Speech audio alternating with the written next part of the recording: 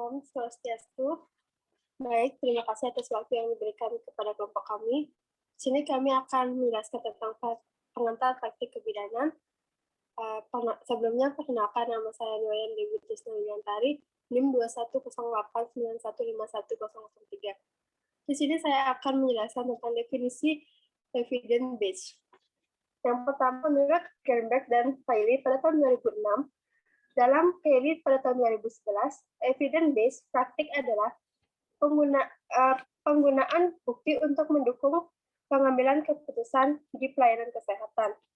Yang kedua, menurut Malik and Find Out Overhaul pada tahun 2011, evidence-based praktik in nursing adalah bukti eksternal, bukti internal, clinical expertise, serta manfaat dan keinginan pasien untuk mendukung pengambilan keputusan di pelayanan kesehatan. Lanjut. Selanjutnya ada standar profesi bidan. Keputusan Menteri Kesehatan Republik Indonesia nomor HK.01.07 garing Menkes garing 320 garing 2020 tentang standar profesi bidan. Dengan rahmat Tuhan Yang Maha Esa, Menteri Kesehatan Republik Indonesia pertama menimbang bahwa sesuai ketentuan pasal 66 ayat 2 Undang-Undang Nomor 36 Tahun 2014 tentang Tenaga Kesehatan dan pasal 18 ayat 2 Undang-Undang Nomor 4 Tahun 2019 tentang Standar Profesi Bidan, mengingat pertama Undang-Undang Nomor 36 Tahun 2009 tentang Kesehatan Lembaga Negara Republik Indonesia tahun 2009 nomor 144 tambahan Lembaga Negara Republik Indonesia nomor 5063. Baik, sekian dari saya, dilanjutkan oleh teman saya.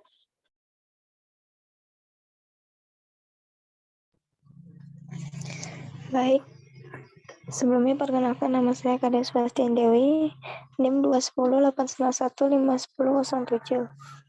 Di sini saya akan melanjutkan materi dari teman saya, yaitu nomor 2, Undang-Undang Nomor 12 Tahun 2012 tentang Pendidikan Tinggi. Lembaran Negara Republik Indonesia tahun 2012 nomor 198. Tambahan Lembaran Negara Republik Indonesia nomor 5336.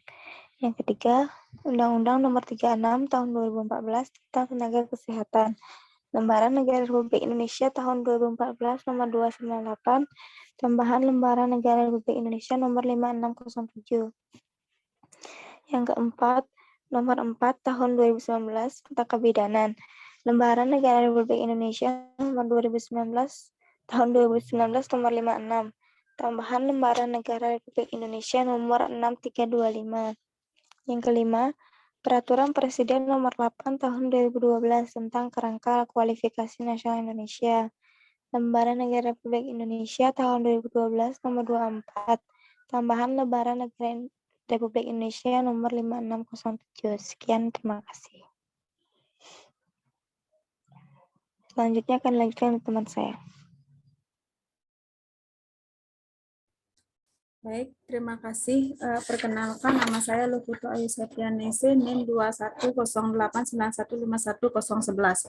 Di sini saya akan melanjutkan standar profesi bidan. Nomor 6, Peraturan Menteri Kesehatan Nomor 64 Tahun 2015 tentang Organisasi dan Tata Kerja Kementerian Kesehatan, Berita Negara Republik Indonesia Tahun 2015 Nomor 1508. Sebagaimana telah diubah dengan Peraturan Menteri Kesehatan Nomor 30 Tahun 2018 tentang perubahan atas Peraturan Menteri Kesehatan Nomor 64 Tahun 2015 tentang Organisasi dan Tata Kerja Kementerian Kesehatan, Berita Negara Republik Indonesia Tahun 2018 Nomor 945.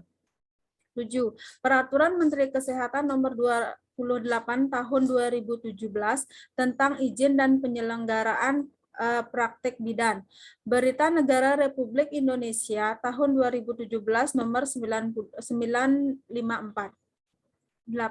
Peraturan Menteri Kesehatan Nomor 29 Tahun 2018 tentang organisasi dan tata kerja Sekretariat Konsil Tenaga Kesehatan Indonesia Berita Negara Republik Indonesia Tahun 2018 Nomor 944 memutuskan menetapkan keputusan Menteri Kesehatan tentang standar profesi bidan.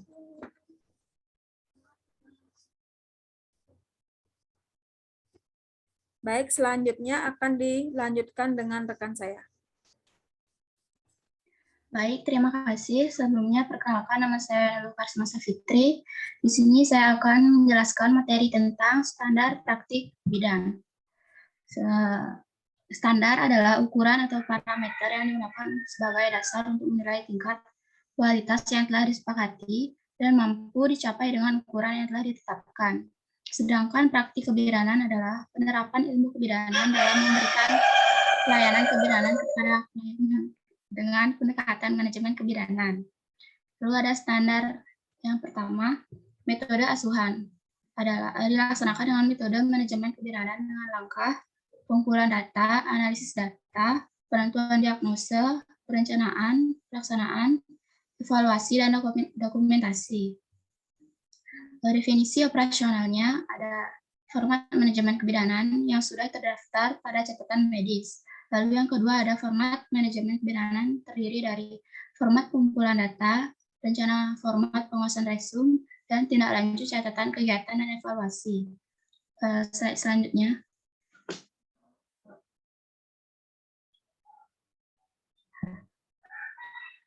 Slide selanjutnya.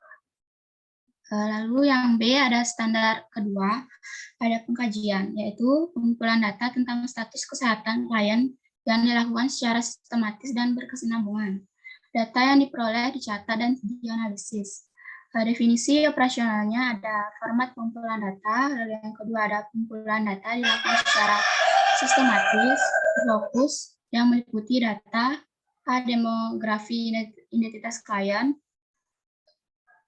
lalu yang B ada riwayat penyakit terdahulu, yang C ada riwayat kesehatan reproduksi, D ada keadaan kesehatan saat ini termasuk kesehatan reproduksi, lalu yang E ada analisis data. Lalu yang ketiga ada data dikumpulkan dari klien atau pasien, keluarga, dan sumber lain. Lalu ada tenaga kesehatan dan individu dalam lingkungan terdekat. Lalu yang terakhir ada data diperoleh dengan cara wawancara, observasi, pemeriksaan fisik, dan pemeriksaan penunjang. Baik, yang selanjutnya akan dilanjutkan dengan rekan saya. Terima kasih. Ya, terima kasih atas kesempatannya. Perkenalkan, nama saya Delti Lolobi. Di sini saya akan menjelaskan materi tentang standar 3 dan juga standar 4. Standar 3 yaitu diagnosa kebidanan. Diagnosa kebidanan dirumuskan berdasarkan analisis data yang telah dikumpulkan. Definisi operasional yaitu yang pertama, diagnosa kebidanan dibuat sesuai dengan kesenjangan yang dihadapi oleh klien atau suatu keadaan psikologis yang ada pada tindakan kebidanan sesuai dengan wewenang bidang atau kebutuhan klien. Yang kedua, diagnosa kebidanan dirumuskan dengan padat, jelas, sistematis, mengarah pada asuhan kebidanan yang diperlukan oleh klien. D yaitu standar 4, rencana asuhan kebidanan dibuat berdasarkan diagnosa kebidanan. Definisi operasionalnya yaitu yang pertama, ada format rencana asuhan kebidanan. Yang kedua, format rencana asuhan kebidanan terdiri dari diagnosa, rencana tindakan, dan evakuasi.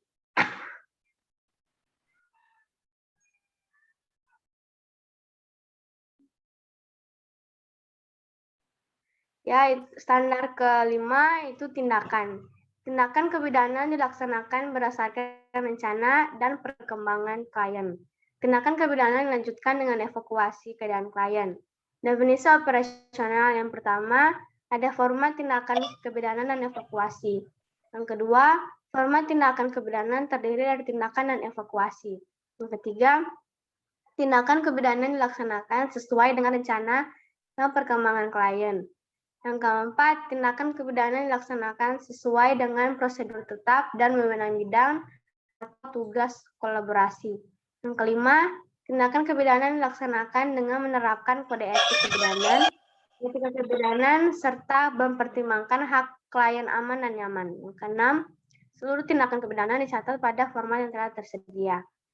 Standar yang keenam yaitu partisipasi klien. Tindakan kebidanan dilaksanakan bersama-sama atau partisipasi klien dan keluarga dalam rangka peningkatan pemeliharaan dan pemulihan kesehatan. Definisi operasional. Yang pertama, klien atau keluarga mendapatkan informasi tentang A. Status kesehatan saat ini, B. Rencana tindakan yang akan dilaksanakan, C. Peranan klien atau keluarga dalam tindakan kebidanan, D. Peranan petugas kesehatan dalam tindakan kebidanan, E. Sumber-sumber yang dapat dimanfaatkan. Yang kedua, klien dan keluarga bersama-sama dengan petugas melaksanakan tindakan atau kegiatan. Sekian dan terima kasih. Selanjutnya akan lanjutkan oleh teman saya.